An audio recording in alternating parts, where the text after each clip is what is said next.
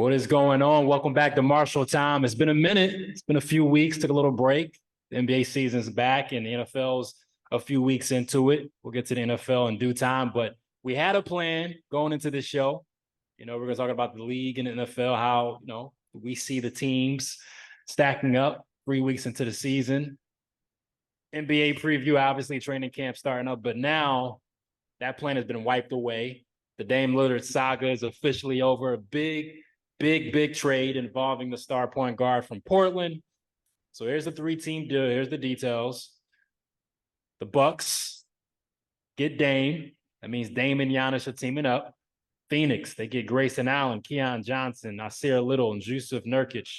And Portland, they get DeAndre Ayton, Drew Holiday, and some pick swaps, an unprotected first-round pick. Those are the main details. So obviously this has everybody talking in the sports world and the basketball world. This has been a conversation. We've talked about it. I've been over the conversation, like either Dame's staying or he's going. I figured before training camp starts, he'll be out of there. It didn't make sense for either party.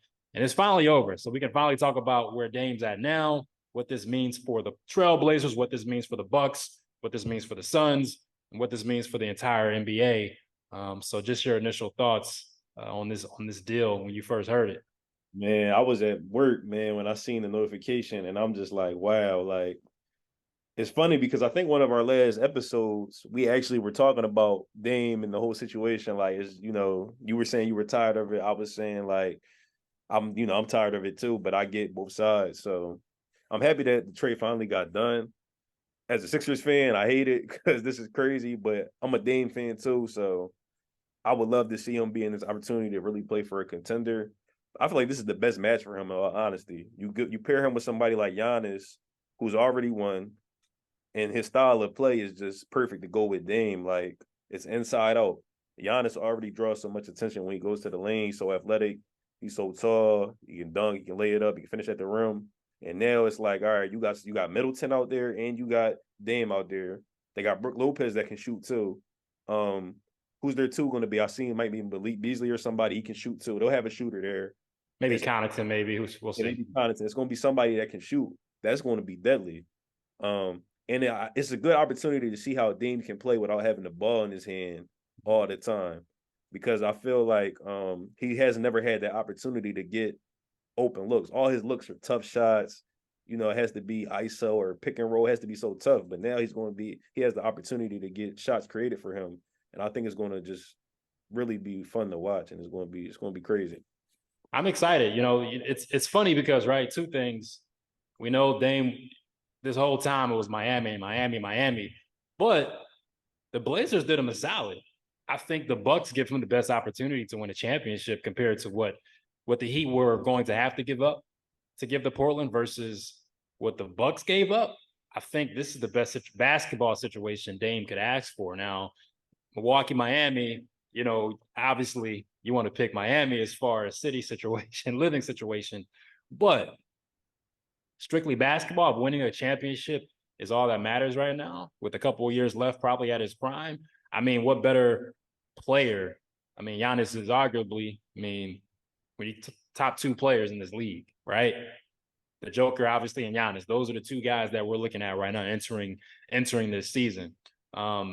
And these are two guys in Dame and Giannis that have always talked about, there's these guys, when we mention these names, it's like they haven't joined these super teams, right? They've been staying with these smaller market teams. These are two guys who have wanted to prove that they can do it without having to join forces, right? And so it's pretty cool to see these two guys team up.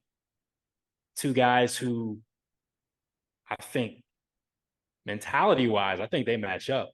I think Dame was recorded not too long ago saying if there was any player that he can play with, it would be Giannis. And I think in the All-Star draft, didn't Giannis pick up Dame? I saw that video going around when they did the All-Star draft. So it makes sense from a basketball standpoint. Obviously, these guys, they can play off each other. Obviously, this is the best player Giannis has played with, hands down, in his career. So I'm excited to see that for Giannis. We've seen Steph, we've seen KD, we've seen LeBron, we've seen all these guys play with other superstars, other Hall of Famers. We have yet to see Giannis. He's probably, what other player have we seen outside of Giannis not play with another All-Star, right? As far as Hall of Fame talent. right? Drew Holiday has been, Drew Holiday, Chris Middleton, these aren't Hall of Fame talents. But to see Giannis play with another Hall of Fame talent, I'm excited to see that. Yeah. So what this means for the Bucks, they're better, right? We talk about Drew Holiday, obviously defensively, what he's done, but offensively, when it came down to it in these crunch time moments in the playoffs, he left a lot to be desired. He's not a guy that you can rely on to give you a bucket when it matters most. Chris Middleton, he can give you 20 points here and there, but he's getting older. He's not what he once was. So now you move him down to your third option instead of the number 2 option. He's number 3. I think that benefits them. It benefits him. And so I think also taking the pressure off Giannis to have to make plays at the end of the game. You got a guy in Dame that can stretch the defense out. We know what he does. It's Dame time, right? Takes the pressure off Giannis in those late game situations, not being so reliant on him to create. And so I think it opens up the game even more for Giannis. And so I think for the Bucks, they were already, to be honest, it was a 2-team race anyway in the Eastern Conference before this trade, and it remains the same. It's the Bucks and the Celtics. The Sixers, we'll talk about them another time, but I'm over that. The Heat, they lost a couple guys, and Max Strus and Gabe Vincent, they're going to fill that. And so, yeah, I think the Cavs will see how those young guys grow, but it's always been a 2-team race entering this year, and it remains the same. So that's what that means for Milwaukee. They're still a championship contender, probably the best team in the East. Nobody knows how it actually plays out. We don't know how Boston is going to look on the court this year, how, maybe Marcus Smart, losing him, maybe they take a step back. Or if Porzingis, if he can stay healthy, maybe that raises their ceiling up a little bit. We don't know until it actually plays out. We've watched too many basketball games to know you got to play the game. Miami made the finals this year, right? So you can't make these sweeping judgments saying, okay, the Bucks are championship favorites right now. On paper, yes. But is there that much of a gap between them and Boston? Still, no. I still think it's pretty close. Yeah, I think you hit it right on the nose with 2 things. One being Dame and Giannis having the same mentality. That's going to be like big for them because I feel like both of them just want to win. Giannis has been that way from the beginning, and he's been on record all offseason saying, I want to stay in Milwaukee, but if they don't give me a roster that I can compete every year, I want to leave. Dame, we know he wants to win. He wanted to stay loyal, but he got tired of that eventually. He was going to break down eventually. These guys want to win. Some of these guys want to win. I'm not going to say everybody. But Dame, he wants to win. Giannis wants to win. At the end of the day, they coming together, and they both got winning first. That's what it's about. 2, Dame solves a big problem for them, being that they didn't have that guard that could really get a bucket outside of Middleton. And like you said, Middleton's getting older. He's had some injuries. Drew, I love Drew. I love Drew as a player, but he got exposed in that Heat series. All of them did, with the fact that they couldn't knock down shots late game. Giannis couldn't hit free throws. They're not going to have that problem no more because guess what? You put Dame at the line, he's knocking them down. You know what I mean?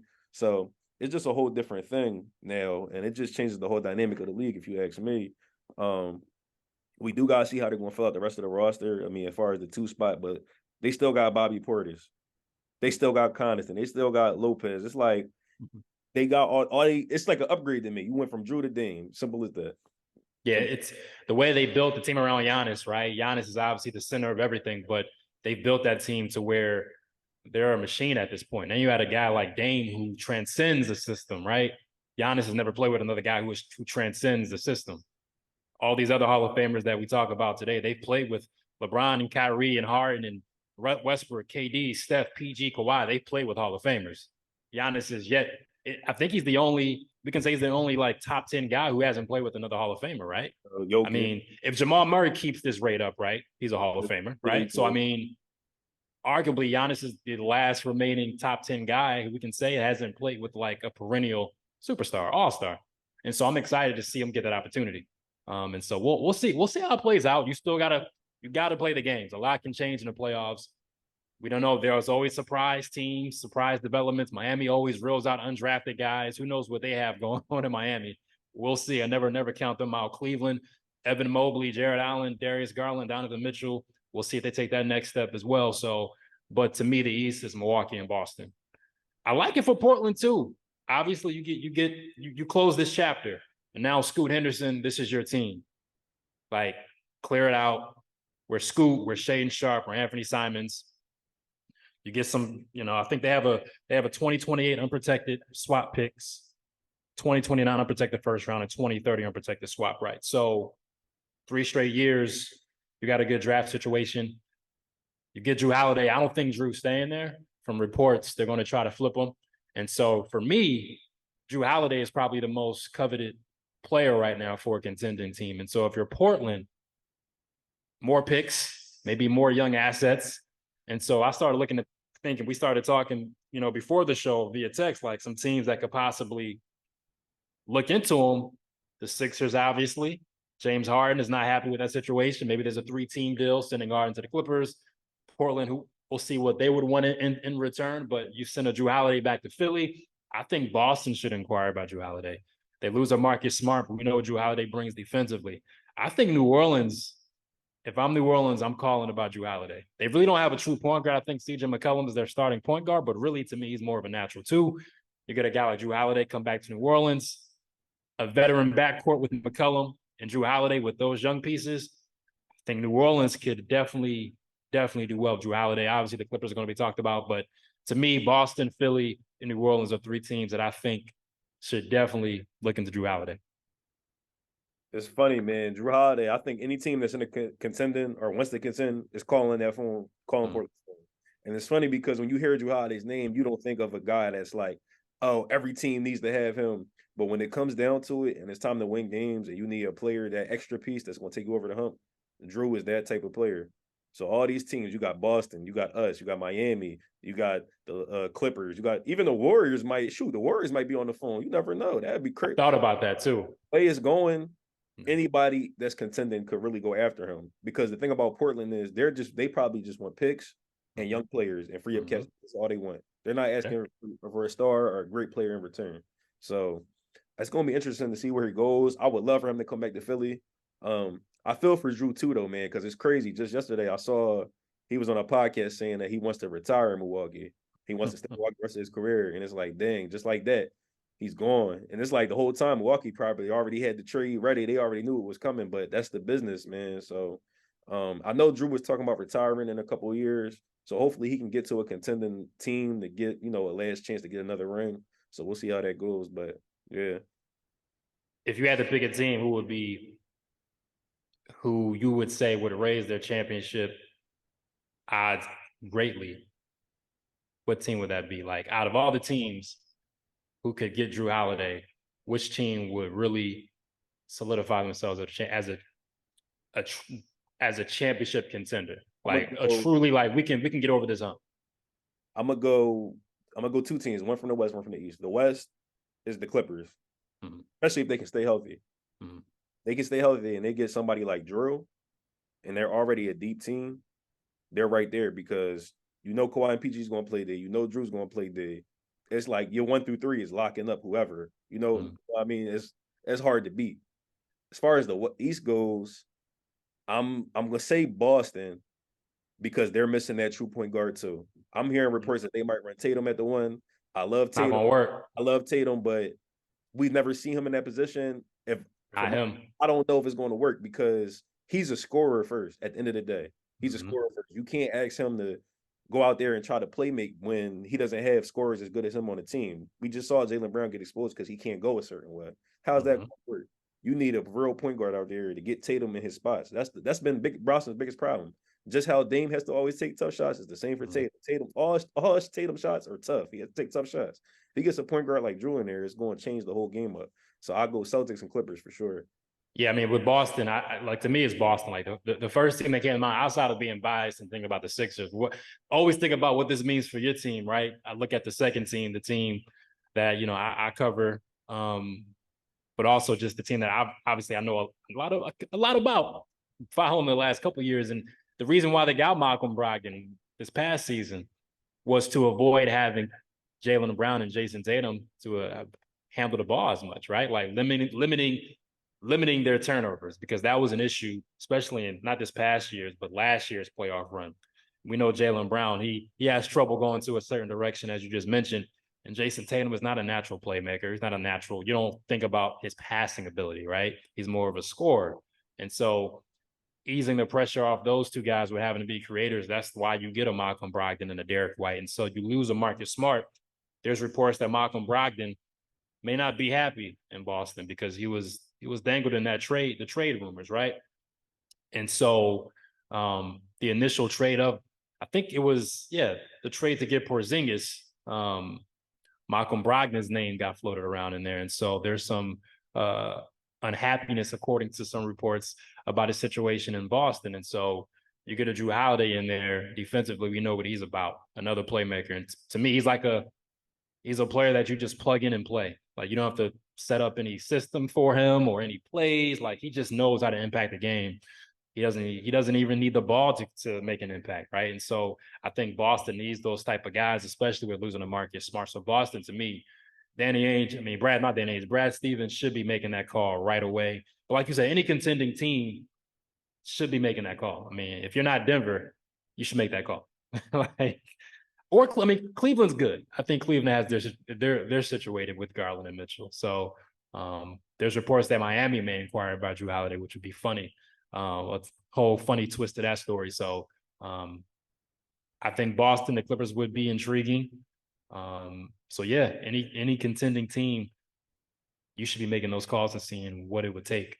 Now, when it comes to the landscape, since we're on the top of the NBA, we might as well just dive into how we're seeing the season. Training camps are getting going, media days.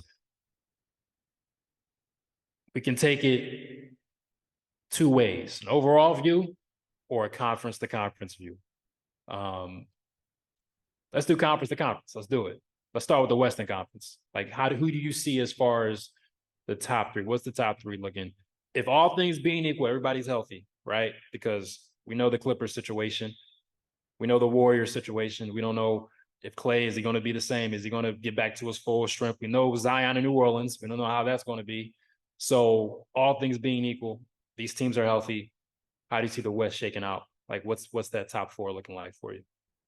Top four, I'm going with Denver at number one. I can't dethrone the champs. Nothing's changed that much in the West for me to change it. I'm going with Denver. Two, this is where it gets a little tricky. It's really up in the air. Up in the air, that's what I'm saying. And it's really about, I'll go Lakers just because I feel like they did make it to the conference finals. You know, they made some moves. They definitely made some good moves. So I'll go with Lakers at 2. 3, I'm gonna go Golden State. 4, I'm gonna go the Clippers. Not feeling Phoenix. Oh, I forgot about Phoenix. Bill, KD, Booker.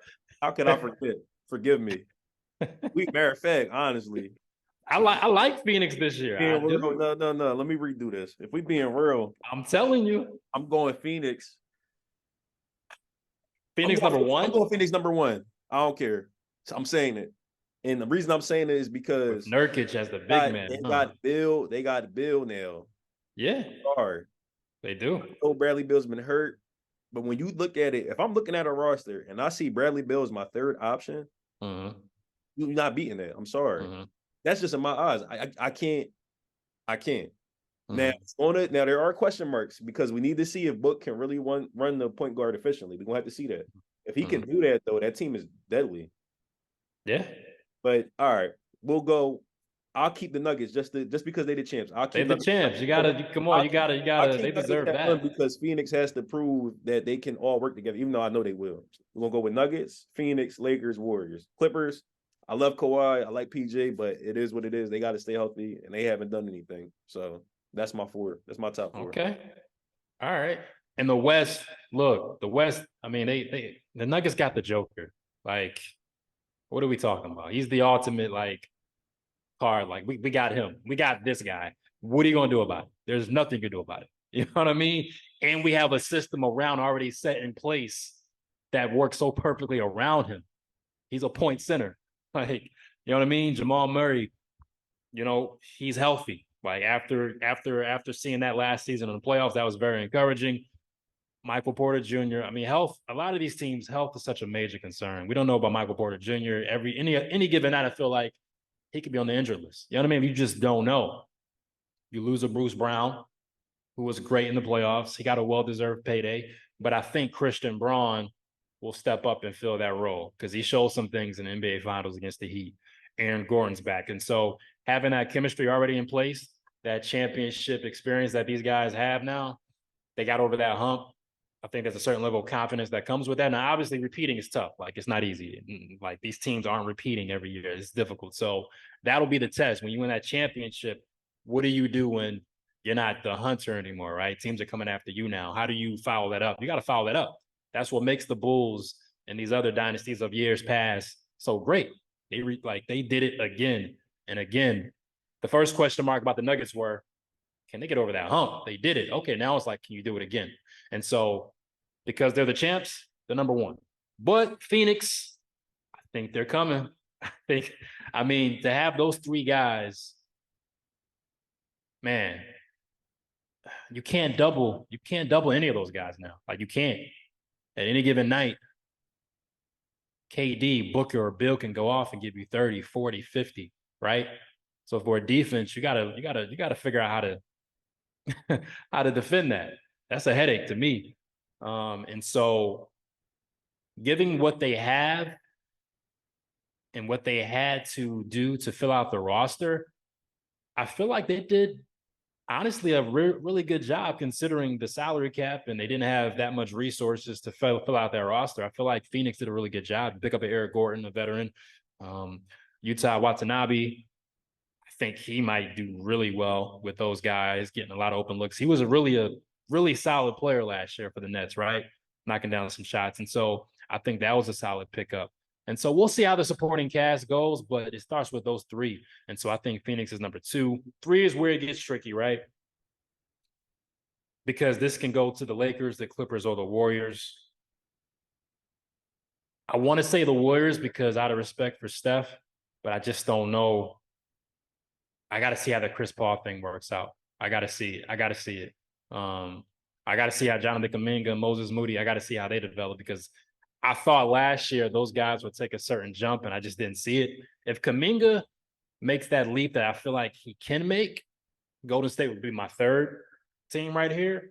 But because of what we saw from the Lakers toward the end of the season, getting a Gabe Vincent this year, like re-upping Austin Reeves, getting these guys back, I think the Lakers are number 3. And at 4, look, Clippers or Warriors. I'm going to give it to the Warriors number 4, though. Strictly because I can't trust the hell. I mean, we're saying all things equal, guys being healthy, but still, Steph Curry, I still feel like he's not slowing down. He's still at the top of his game. And I expect Kuminga to make a jump. I think he'll be better this year. So, yeah.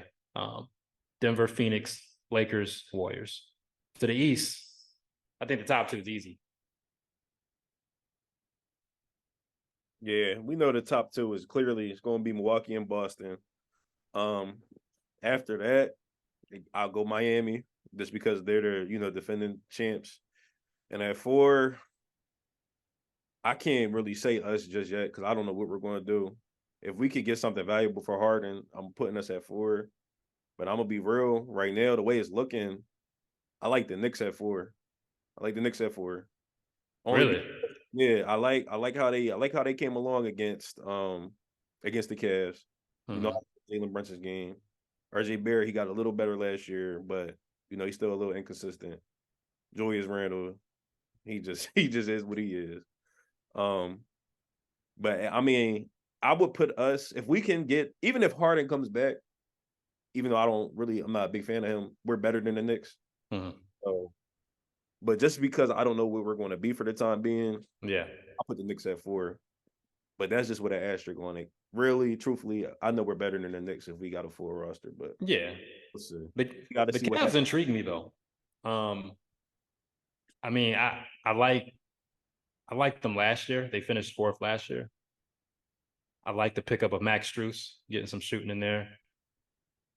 So I mean, the 4th spot is, I mean, obviously the Bucks and the Celtics are top 2. Number 3, I'm not so sure about Miami this year either. Like, I'm looking at the roster. Yeah, but we know, like you said, they always get it done. So they always get it done. Here's the thing. If Nikola Jovic, right? If he's who they say he is, then yeah, Miami. Jaime Jaquez, UCLA rookie. If he can do what he did in the summer league and at UCLA, of course, Caleb Martin's back. You got Duncan Robinson. But you don't have that Max Strus and Gabe Vincent, those guys who can make those big buckets, right, that they needed in crucial points. But it's the Heat culture, right? So we gotta give them some credit there. But 3, I'll give it to Miami. Eastern Conference champs, I'll give it to Miami. The 4th spot is up in the air. We're talking about the Sixers, man. to me, they can be a better team than the Knicks. They can be a better team than the Cavs, but I know where this ends. It ends in the second round.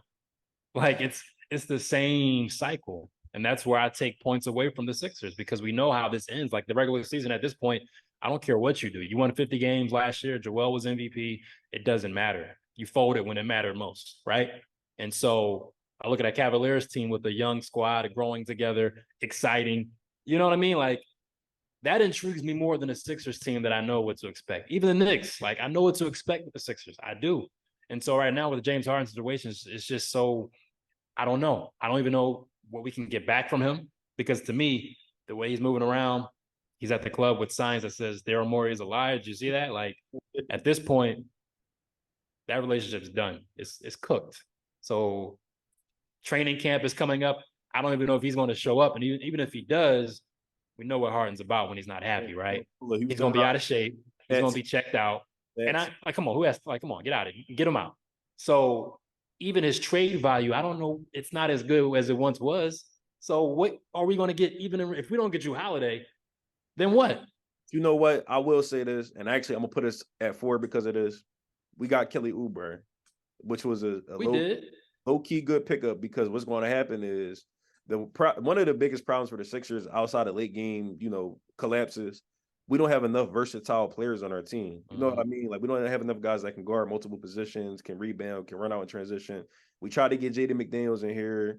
Jalen McDaniels, he didn't pan out. We had Matisse, he couldn't shoot. You know what I mean? Right. We don't have a lot. Kelly Oubre is a guy he's athletic.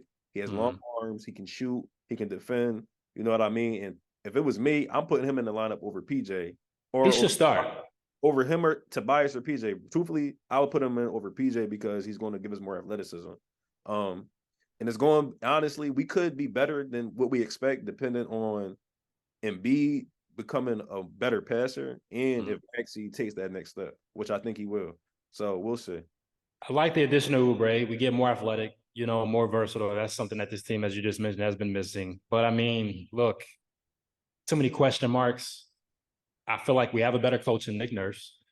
I feel like this roster is slowly coming back, getting to today's style of play and today's NBA player, which you should be, a two-way player, versatile. But I look at the roster, Tobias Harris is still on it. James Harden is still on it.